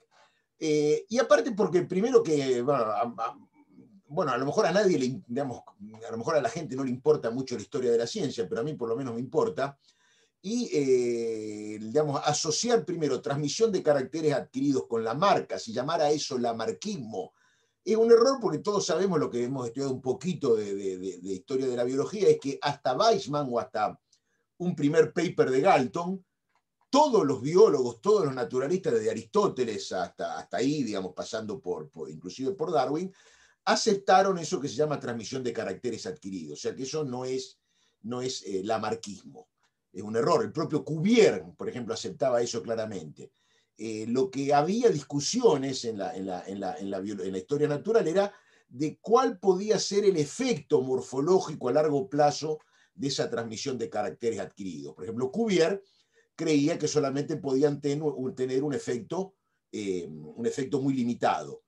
Diderot, por ejemplo, creía que podía tener un efecto muy pronunciado. Y fíjate que dije Diderot y no dije Lamarck, porque ni siquiera el propio Lamarck pensaba que eso podía tener un efecto muy, muy, muy pronunciado, porque para él lo que iba a introducir los grandes cambios en la morfología era esa fuerza fundamental evolutiva que tendía al incremento de la complejidad morfológica. O sea, en realidad, digamos, el que era el que tenía gran confianza en esa capacidad de la transmisión de los caracteres adquiridos y uso y desuso de producir innovaciones morfológicas era, por ejemplo, como yo digo, Diderot. En algunos ensayos, en unos aforismos sobre la interpretación de la naturaleza, en algún tipo de obras de él aparece esa idea. Ahora, lo que sí se puede decir, sí, es que lo que aparece después es el neolamarquismo, que es cuando, una vez que Darwin propone su mecanismo para explicar las adaptaciones, algunos autores vienen a decir, bueno, no, pero las adaptaciones también se pueden explicar por la vía lamarquiana. Es decir, se intenta ver que, digamos, la transmisión de caracteres adquiridos también puede producir cambio adaptativo. Y eso es sobre todo el primero en formular esa idea claramente es Spencer. Y cuando uno lo lee a Spencer, lo que uno ve es lo siguiente. Lo que Spencer está pensando es justamente colocar a lo que yo llame adaptación ontogenética, que él llama adaptación. La palabra adaptación es una palabra sobre todo en la cual el que va a usar mucho es el propio Spencer. Él va a poner a la adaptación ontogenética como la causa motora del cambio evolutivo. Entonces, lo que nosotros llamamos adaptación evolutiva, para él es una acumulación, es una transformación, un reflejo hereditario de la adaptación ontogenética. Y eso me parece que es la mejor definición de neolamarquismo que se puede dar. La cuestión es, los desarrollos actuales de la biología, las novedades que están ocurriendo en la teoría sobre fenómenos hereditarios, autorizan a pensar en un retorno del neolamarquismo de Spencer, y yo creo que lo que yo intenté mostrar que no es así. O sea, yo no, fíjate que yo no fui a contradecir la idea de herencia epigenética. En eso me usé mucho a una autora que me gusta mucho, muy joven, Francesca Merlán, que trabaja en el Instituto de Historia de la Ciencia y la Técnica de París I, discípula de Jean Gaillon, que ella ha trabajado muy bien estos temas, y lo que ella propone es una noción ampliada, manontropo, de herencia, que incluye, por supuesto, mucho más que genes, incluye muchos efectos epigenéticos, pero justamente ella, y de ahí lo tomé yo, restringe la idea de vínculo de transmisión hereditaria a aquello que se vehicula por la reproducción, a través del vínculo reproductivo. Y eso me parece que con eso permite poner otra vez, digamos, a estos desarrollos nuevos sobre temas de herencia dentro del esquema darwiniano más o menos clásico, y por las otras razones que yo también argumenté, creo que también eso nos permite, digamos, tenemos razones para seguir pensando que para que surja una adaptación en sentido evolutivo, tenemos que considerar a la selección natural actuando sobre variancia hereditaria en un sentido restringido. Pero claro, no hay ningún tipo de negación acá de la herencia epigenética, digamos. Además, no me tocaría a mí como filósofo hacer eso, digamos. Yo simplemente dije, bueno, vamos a dar un concepto claro de herencia. ¿Cuáles son los materiales ontogenéticos de transmisión vertical? Bueno, eso le toca al científico saber. Algunos aparentemente son factores epigenéticos. Por ejemplo, podría ser una marca hereditaria, por ejemplo, la adquisición de una capacidad de resistencia a una determinada enfermedad. Eso a lo mejor, digamos, la inmunidad se puede transmitir. Ahora, eso me va a permitir pensar que esa inmunidad se pueda considerar una adaptación evolutiva surgida de una adaptación ontogenética. Aparentemente, por lo que yo veo, también en ese caso hay que pensar en la mediación de presiones selectivas de factores selectivos, con lo cual, digamos, la situación vuelve para el carril acostumbrado. Jablonka, en el libro de ella, Evolución en 4 dimensiones, en un momento ella sugiere apagar la distinción entre adaptación ontogenética y adaptación evolutiva. Pero me parece que ella se va por las razones que da para eso, son confusas. Ella dice que el concepto de adaptación evolutiva depende del carácter selectivo de un proceso en oposición a un proceso instructivo, y que hay adaptaciones ontogenéticas que también siguen procesos selectivos, como por ejemplo lo que tiene que ver con la reacción de inmunidad. Pero me parece que, o sea, ella quiere buscar la distinción entre los dos conceptos por un mal camino, y claro, lógicamente, como la busca por un camino que no es el correcto, los conceptos se le confunden. Pero si uno elige la vía de Mary Jane West Eberhard, la cosa queda mejor planteada. ¿Algo que decir, Talía? Espérate, te doy. Sí, gracias. No, pues nada, ya entiendo un poco por dónde va esta reconstrucción y también el sentido en el que acotas por qué no el americano. No, al contrario, quería saber más bien de dónde surgía eso, o sea, em, tu postura. Y pues nada, la verdad, muchas gracias. Creo que habría muchas más cosas que discutir, pero ya después a ver si puedo enviarte algún Es una correo o posición algo para... conservadora, epistemológicamente conservadora, claro, eso sí. No, pero se me hizo muy bien fundamentada. Pues bueno, muchísimas gracias y No, gracias, Gabriel. gracias Cuídense por la mucho. pregunta. Ese tipo es la pregunta. Bueno, próximo en la lista es una pregunta del chat de Rodrigo Dover, de la Universidad de Chile. Pregunta si podrían existir otras explicaciones evolutivas que escapen del darwinismo y la teoría de selección natural. Eso pregunta. Y no sé, pero claro, ¿cuáles serían? Digamos, digamos, hasta donde yo consigo ver, no hay ninguna, digamos, la teoría de la selección natural no tiene ningún rival a la altura, digamos, no. O sea, la teoría darwiniana, digamos, ¿cuáles son los dos elementos centrales de la teoría darwiniana? Que sería la teoría de la filiación común o la de comunidad de descendencia, que es la primera teoría, y la teoría de que la selección natural es el mecanismo encargado de producir, permitir que esa deriva de formas ocurra, de producir esa deriva de formas, pero que ocurra sobre todo con arreglo a lo que Cuvier llamaba condiciones de existencia. Eso está en la página 206 del libro El origen de las especies. Dice, digamos, digamos, es normalmente reconocido que los seres vivos, dice Darwin en esa página 206, están organizados en virtud de dos leyes: la unidad de tipo, Geoffroy Saint-Hilaire, y las condiciones de existencia, Cuvier. Y él va a decir, bueno, lo que encarga, digamos, la teoría de la filiación común o de la descendencia común explica la unidad de tipo, y la teoría de la selección natural explica que digamos, las formas digamos, sean formas que digamos, preservan o respetan las exigencias de las condiciones de existencia. Digamos, en lo que tiene que ver con esas dos teorías fundamentales de Darwin, yo no veo que haya ningún reto claro en la biología contemporánea. Por ejemplo, uno, claro, puede considerar, por ejemplo, Ivo Divo. La Ivo Divo es muy importante porque nos muestra que la deriva de formas, además de atender a exigencias ecológicas, también atiende a los requerimientos organizacionales de la ontogenia, que eso también marca los procesos evolutivos. Pero eso no contradice la teoría darwiniana, en todo caso la complementa, le da, digamos, la enriquece más que corregirla. Seguramente no la corrige, sino que, como digo, la complementa. Por eso no sé cuál sería la teoría alternativa. Digamos, digamos, lo que sí yo puedo decir es que en ciencia uno jamás argumenta a partir de lo que todavía no se sabe, porque lo que no se sabe, sino que se argumenta a partir de lo que se sabe, y hasta donde yo sé, de lo que se sabe, no hay nada que nos obligue, nos esté invitando a romper con las dos teorías fundamentales de Darwin.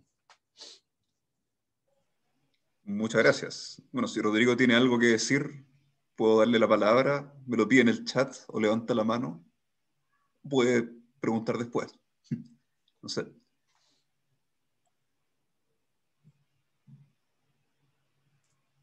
Bueno, sigamos con las preguntas.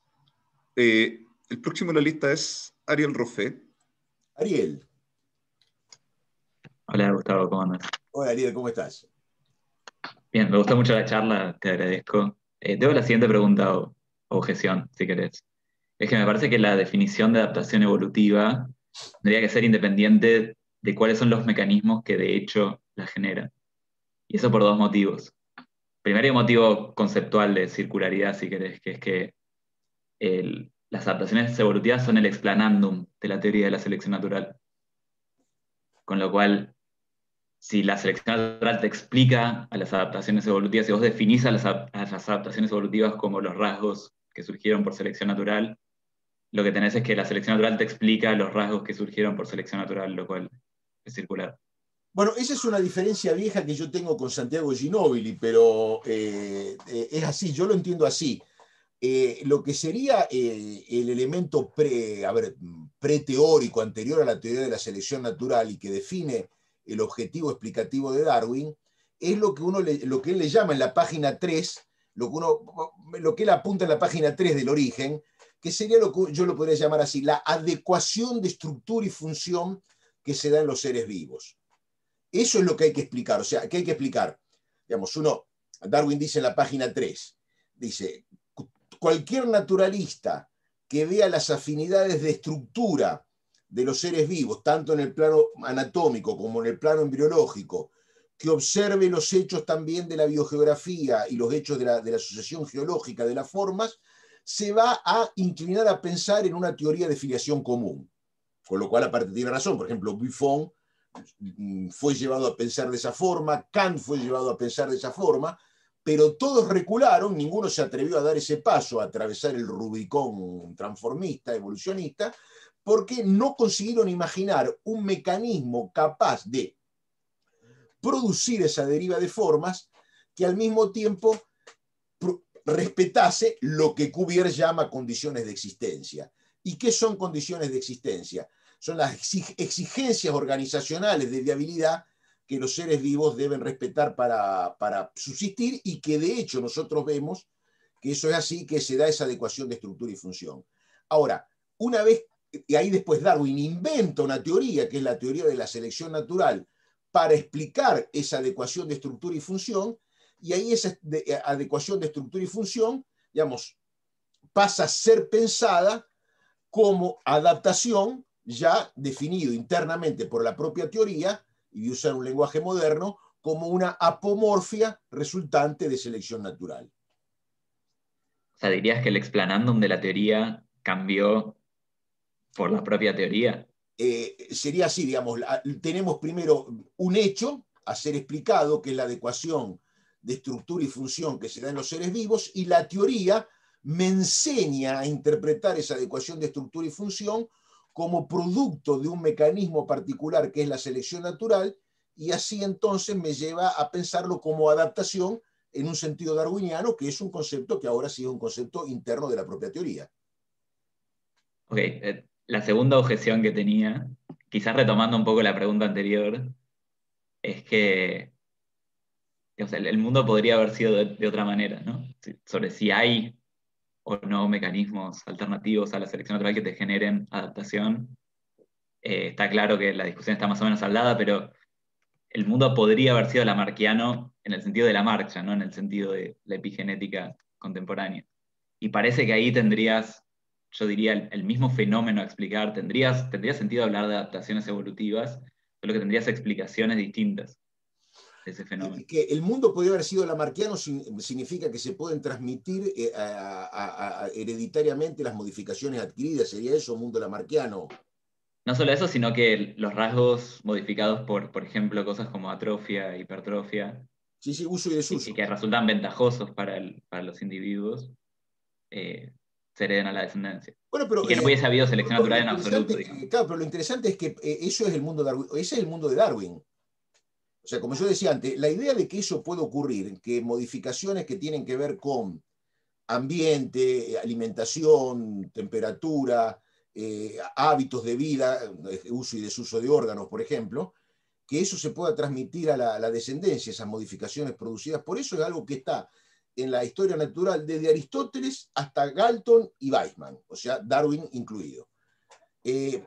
y Darwin, digamos, porque la pregunta que uno se tiene que hacer es, ¿por qué pensando de esa forma Darwin, en lugar de simplemente decir la adaptación se produce por la acumulación de los efectos del uso y desuso y demás, por qué en lugar de pensar de esa forma, él tuvo que ir a postular una cosa tan complicada y esdrújula, como se dice en Brasil, como la selección natural? Y la explicación la da Richard Dawkins. Digamos, una explicación que me da Richard Dawkins, digamos, que interpreta, me parece correctamente la argumentación darwiniana, es que, por ejemplo, si yo, digamos, el uso y desuso sería un mecanismo que Darwin, en el momento en que él escribe, él le da alguna participación en la evolución de adaptaciones, pero él sabe que puede solamente tener una función limitada. Por ejemplo, ¿cómo por uso y desuso va a surgir una coloración mimética? Digamos, como las que estudió Bates o fue a estudiar Miller. ¿Cómo por uso y desuso puede surgir un órgano nuevo que no tiene uso? La invención, digamos, la evolución crea nuevas funciones. ¿Cómo puede crear nuevas funciones por uso y desuso digamos, si no está viendo justamente uso porque la función es totalmente nueva? O sea, los mecanismos de uso y desuso o de transmisión de los efectos directos del clima pueden atrofiar una estructura preexistente, pero no pueden crear absolutamente nada nuevo. Y es interesante ver esto. Lamarck, que aceptaba la teoría de la transmisión de los efectos del ambiente sobre el ser vivo y del uso y desuso, él sabía que eso solamente podía tener un efecto secundario en los cambios evolutivos. Para él, los grandes cambios evolutivos, el surgimiento de los grandes nuevos sistemas de órganos, eso tenía que ser producido por esa fuerza evolutiva que tendía al incremento de la complejidad. Por ejemplo, cuando él quiere analizar cómo se pasa de un insecto que solamente puede chupar a un insecto que tiene mandíbulas, él no pone uso y desuso en el medio. Ahí es ese poder que tiende al incremento progresivo de la complejidad para producir ese cambio evolutivo.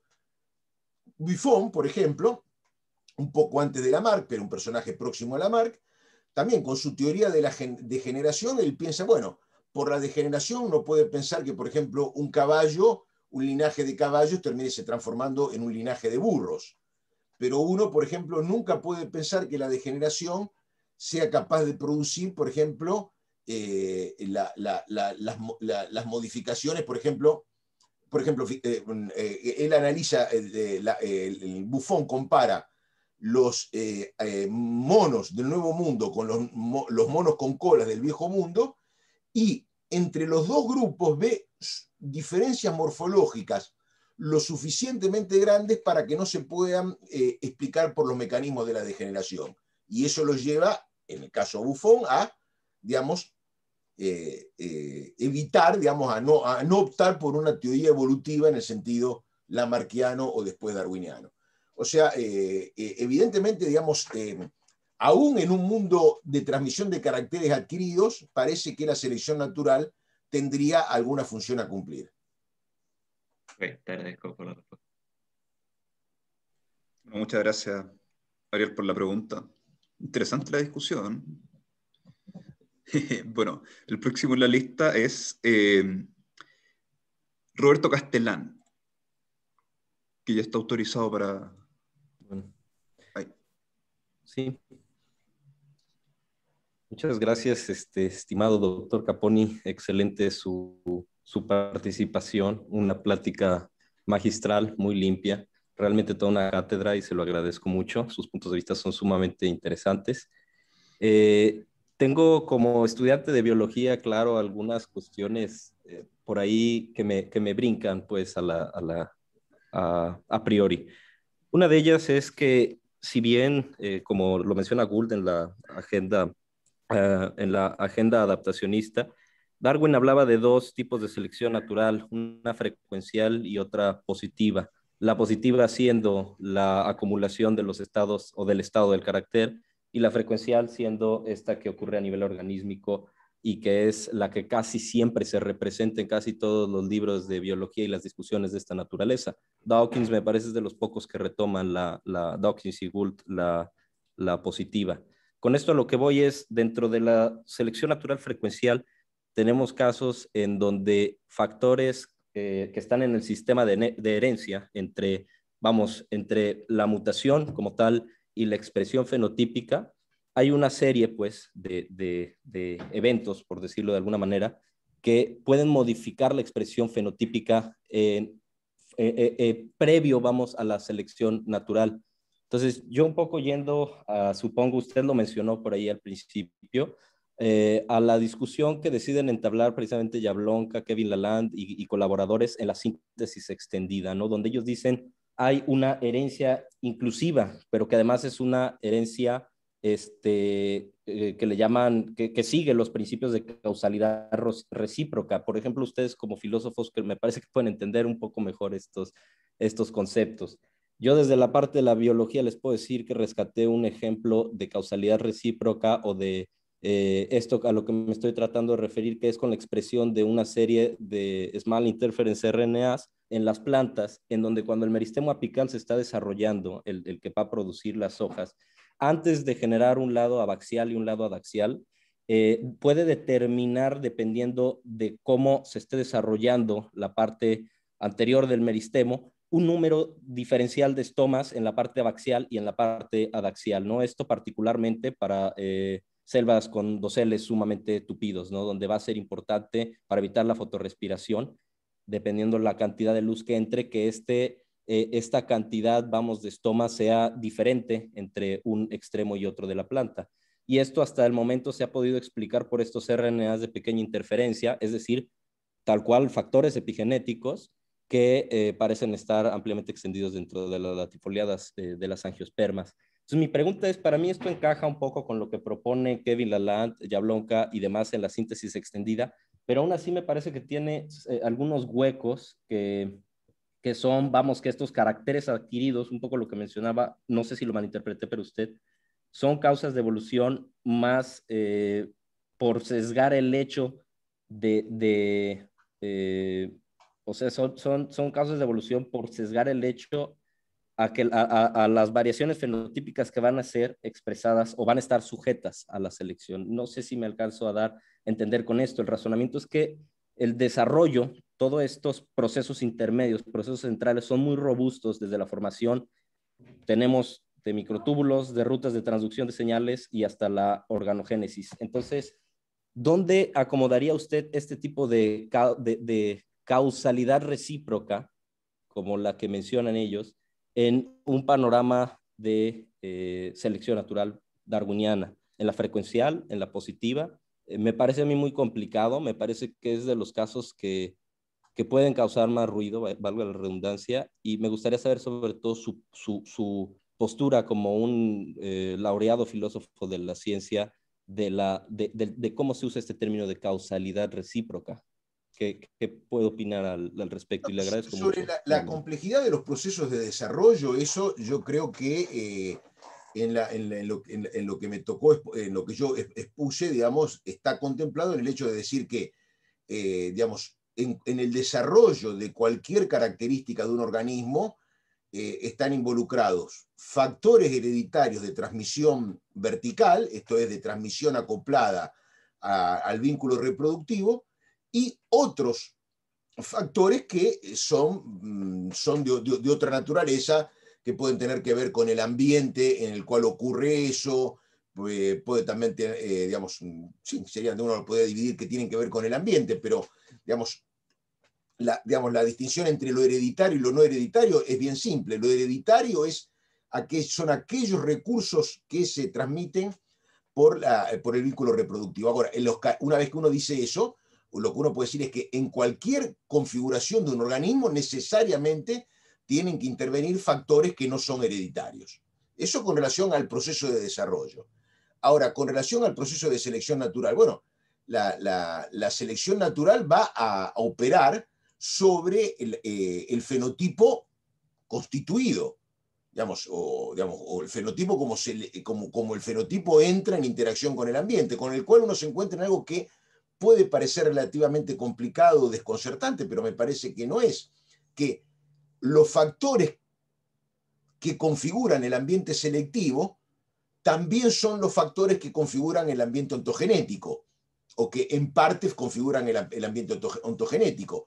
O sea, el mismo ambiente que provee materiales para que ocurra la ontogenia, también es el ambiente en el cual se da la lucha por la existencia, en el que esas alternativas van a ser consideradas, digamos, los fenotipos puedan resultar más o menos ventajosos.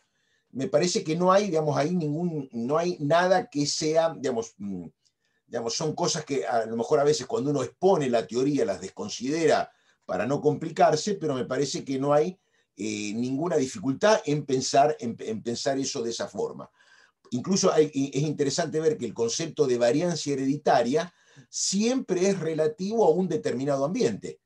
O sea, cuando uno considera, por ejemplo, una determinada población de jirafas, y uno se pregunta si la variancia de un determinado carácter es hereditario o no, eso alude al mismo ambiente encargado digamos, responsable en el cual ocurre la selección natural, no responsable de la selección natural, y, digamos, al ambiente que, digamos, es necesario para entender el proceso de desarrollo y sin el cual el proceso de desarrollo no podría ocurrir o no ocurriría de la forma en la cual ocurre.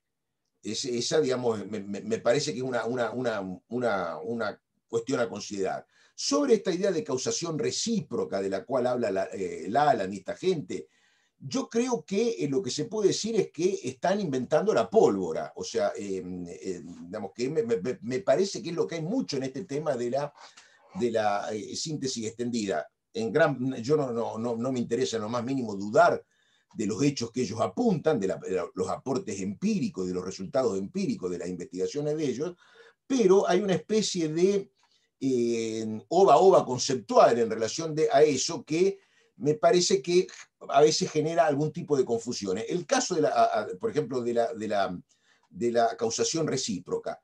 La idea propia de selección natural necesariamente implica causación recíproca, y esto me llama la atención que, por ejemplo, Lewontin, que insistió mucho en estos temas, no se haya acordado que esto ya estaba incluso en Engels, que es un autor que Lewontin seguramente leía, pero él podría haber encontrado que la selección natural tiene que ver con un ambiente que es, digamos, es un ambiente en parte afectado por el organismo, por el ser vivo, y también de alguna forma elegido y determinado por el propio ser vivo, y esto tiene que ver con la idea de selección de nichos. Por ejemplo, la idea de selección natural, digamos, las presiones selectivas de la que habla la teoría de la selección natural no son alguna cosa que existe en el ambiente, son una cosa que surge a partir de una oferta de variantes en un determinado ambiente.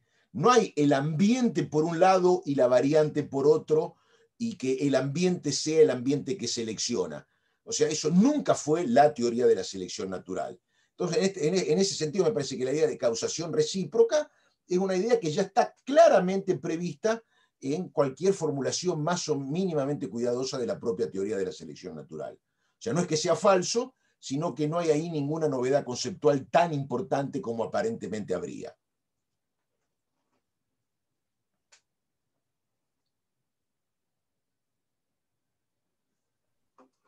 Muy agradecido con su respuesta y estoy completamente de acuerdo.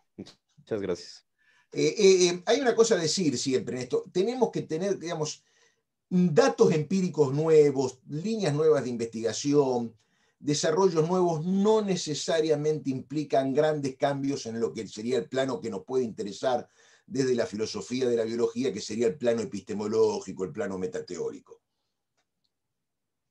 Y a mí me parece que a veces ahí hay cierto descuido en relación a eso. Muchas gracias, Gustavo. Bueno, la próxima pregunta está en el chat, que es de Enrique Rufo, y pregunta: ¿en qué medida la adaptación ontogenética es similar a la evolución cultural? Esa pregunta, sí. A ver, sería así.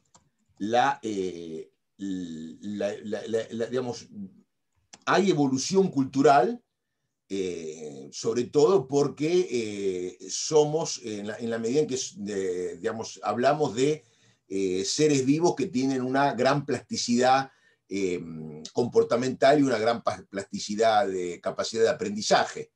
Digamos, si no, no podría haber la evolución cultural con la rapidez que ella existe.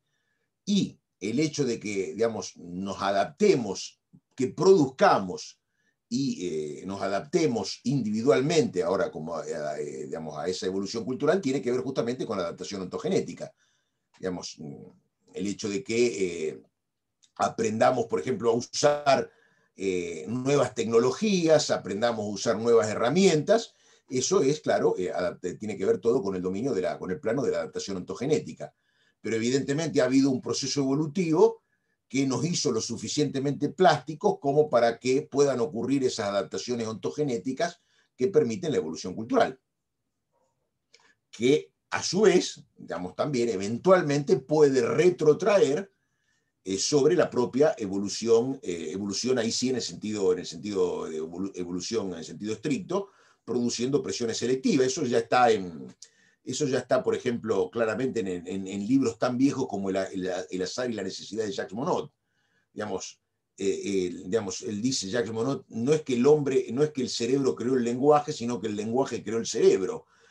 O sea, un determinado, una mínima complejidad neuronal permite crear un sistema de signos relativamente simples y muy primitivo.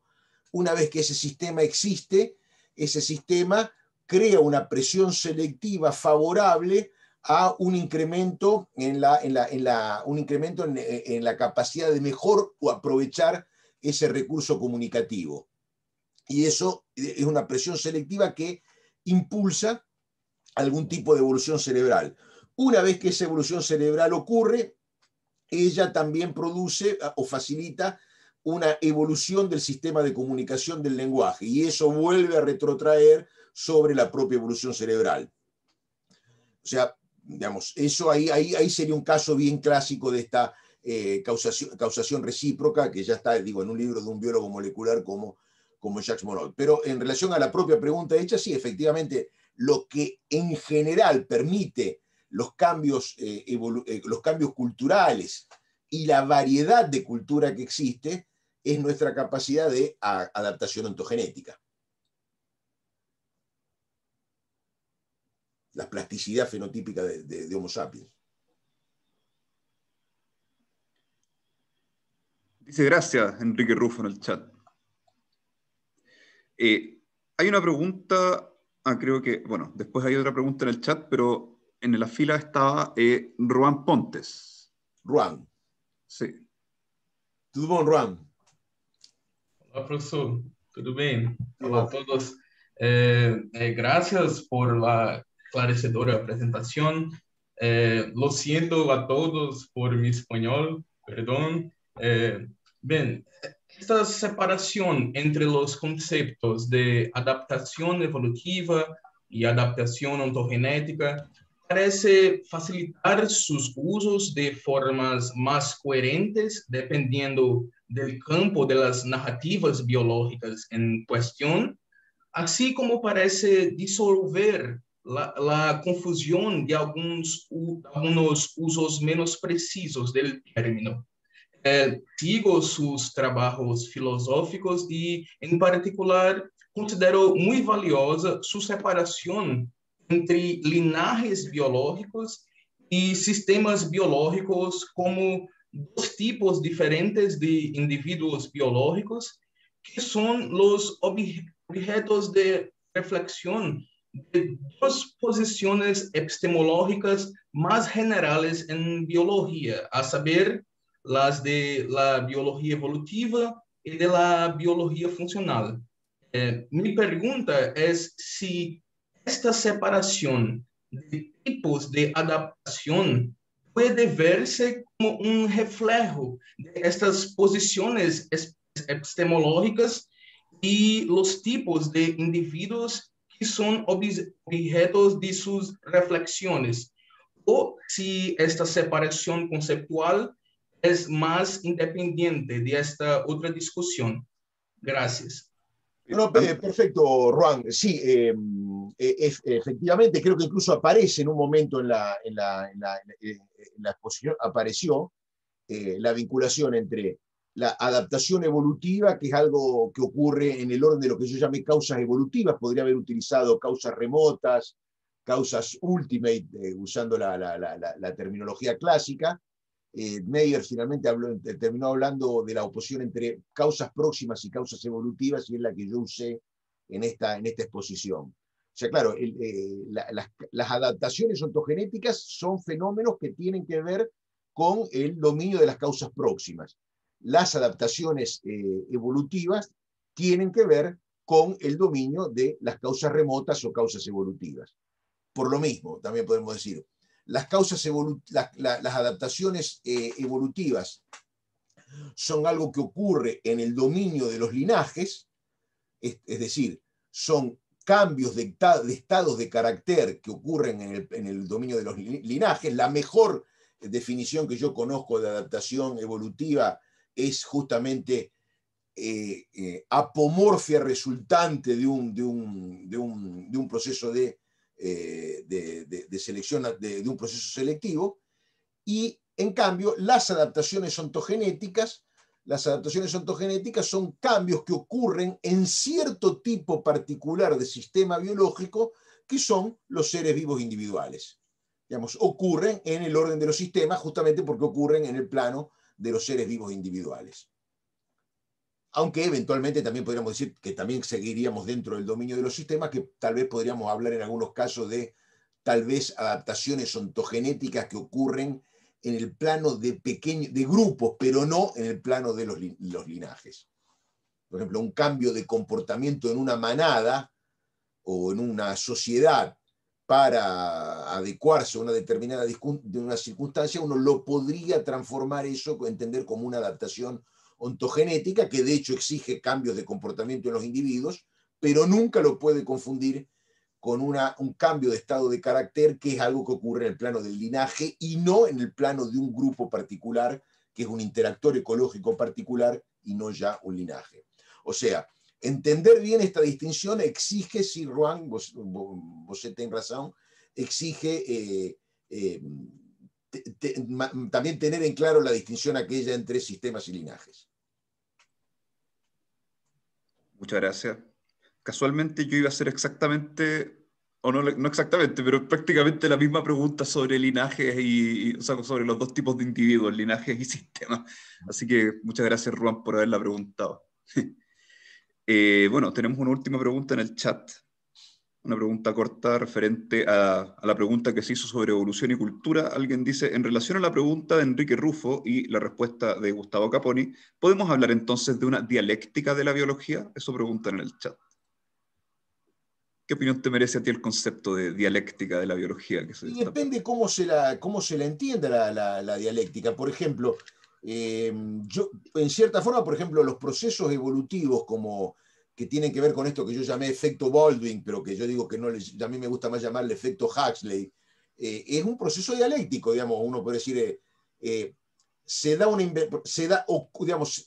ocurre un cambio evolutivo que permite una invención comportamental, como puede ser un nuevo recurso simbólico, un nuevo tipo de comportamiento, como por ejemplo aprender a construir diques por un castor, y después, una vez que se instala esa invención retrotrae, genera una presión selectiva donde, digamos, imagínense, una vez que se inventa algo parecido a un lenguaje, cualquier variación de tipo variancia hereditaria, vamos a decir así, que permita que un cerebro sea más apto que otro, más eficiente que otro para operar con ese sistema sísmico, eso va a ser premiado por selección natural.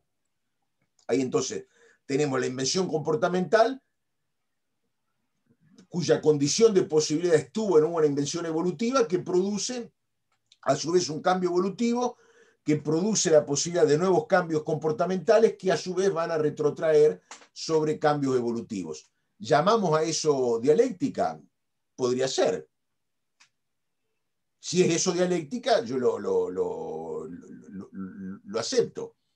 El hecho de que el ambiente, por ejemplo, el ambiente no seleccione independientemente, digamos, de que la presión selectiva no se configure independientemente del linaje sobre que ella opera. Es más, yo diría, la presión selectiva en rigor es algo interno a una población y nunca algo externo a la población sobre lo cual eso actúa. Esa es una forma dialéctica de pensar. Creo que Lewontin diría que sí, en el libro Dialectical Biologist diría que sí, y puede ser que sí, ¿por qué no? Muchas gracias. Bueno, la pregunta era bastante general, así que yo creo que la responde.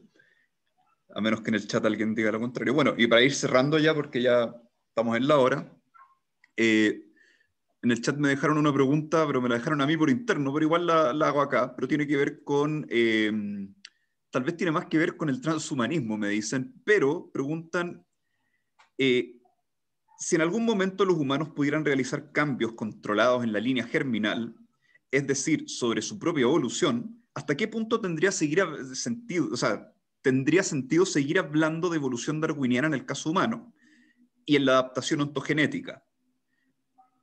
Esa es la pregunta que hacen, que tiene que ver con eso. Como claro, para dejarla... la cuestión es cómo, digamos, cómo se conceptúa. Yo creo que lo que ocurre acá es lo mismo que lo que ocurre con la transmisión lateral de genes. Digamos, la cuestión es, si un fenómeno como la transmisión lateral de genes o una manipulación en el genoma, como puede ser cuando uno produce una variedad transgénica, eso cómo se conceptualiza en términos de la teoría darwiniana clásica. Y yo creo que se caracteriza como un factor más de origen de variación hereditaria. Digamos, es como se llama un mutagen, un factor de mutación que produce algún tipo de novedad, que después, claro, podrá o no ser seleccionada. Eso por un lado. Por otro lado, la cuestión es de si, digamos, los seres humanos están o no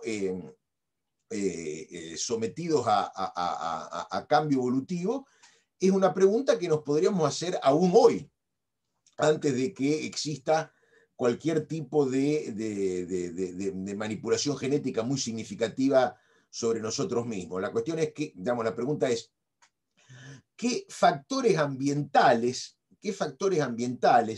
están produciendo, por ejemplo, presiones selectivas significativas sobre las poblaciones de Homo sapiens?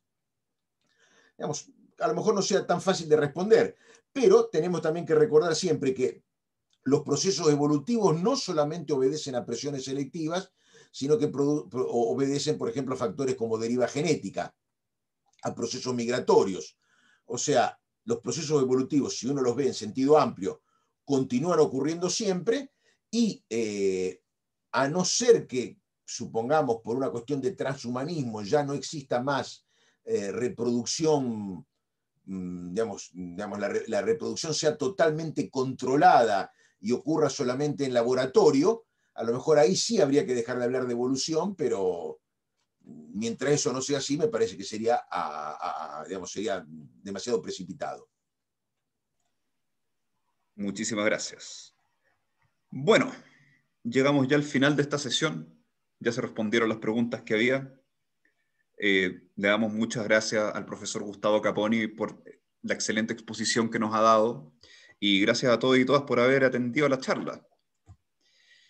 Y bueno, ojalá que podamos repetir este tipo de instancias en algún momento acá en Chile o en algún otro lado cuando ya no haya pandemia, pero como dijo el profesor, esto de la pandemia nos ha enseñado que gracias al Zoom y a estas tecnologías podemos hacer esta clase de eventos. Tal vez no podríamos hacer un evento donde haya gente de tantos lugares del mundo en un solo lugar, pero bueno.